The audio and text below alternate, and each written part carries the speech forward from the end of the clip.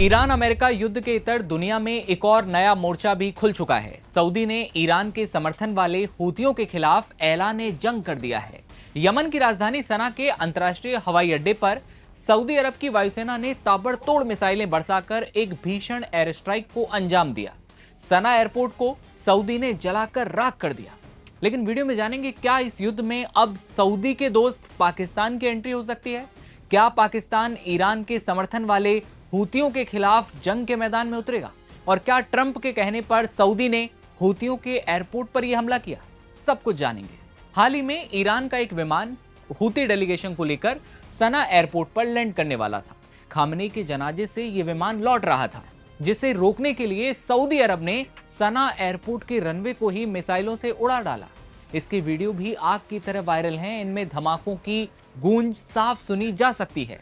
इस हमले के बाद हूती विद्रोही बुरी तरह से भड़के। हूतियों ने सऊदी अरब को खुली धमकी दी कि इस हमले का जवाब ऐसा होगा जिससे पूरी धरती हिल उठेगी।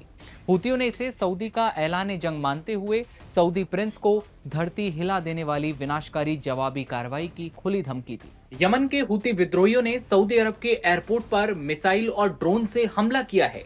इसके साथ एयरलाइंस को सऊदी एयर स्पेस से उड़ान न भरने की चेतावनी दे डाली है। इस हमले के साथ ही इलाके में एक नए संघर्ष की शुरू होने का खतरा पैदा हो चुका है।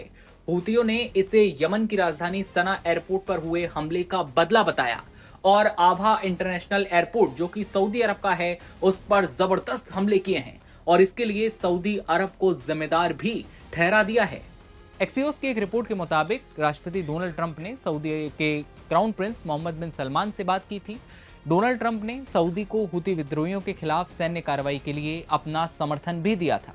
एक्सियोस ने ये जानकारी अमेरिका के 2 अधिकारियों के हवाले से दी है। अमेरिकी अधिकारियों का ये कहना है कि सऊदी के क्राउन प्रिंस ने राष्ट्रपति ट्रंप से समर्थन मांगा था। इसे इस बात का संकेत माना जा रहा है कि सऊदी अरब को हूतियों के साथ संघर्ष लंबा चलने की आशंका है और ऐसे में उसे अमेरिका से सैन्य और कूटनीतिक सहयोग की जरूरत पड़ सकती है। और अमेरिका के कहने पर ही शायद सऊदी ने हूतियों पर यह हमला किया। यमन के रक्षा मंत्री जनरल ताहिर अल अकीली ने एक्स पर कहा कि सोमवार को एयरपोर्ट के रनवे पर हमला इसलिए किया गया ताकि अंतिम संस्कार से लौट रहे हूती प्रतिनिधिमंडल को ले जा रहे ईरानी विमान को रोका जा सके। हमले से कुछ समय पहले जारी एक बयान में अल अकीली ने ईरानी विमानों के साथ यमन के हवाई क्षेत्र में आने के खिलाफ चेतावनी भी दी थी। सऊदी अरब के इस हवाई हमले ने दोनों पक्षों के बीच पिछले काफी वक्त से चली आ रही डी एस्केलेशन और सीजफायर को पूरी तरह से खत्म कर दिया है। इस हमले से बौखलाए हूती अधिकारी अल हकौम ने साफ तौर पर कहा कि इस कायरतापूर्ण हमले का जो जवाब हम देंगे वो पूरी धरती को हिला देने वाला होगा और इसमें कोई देरी नहीं की जाएगी।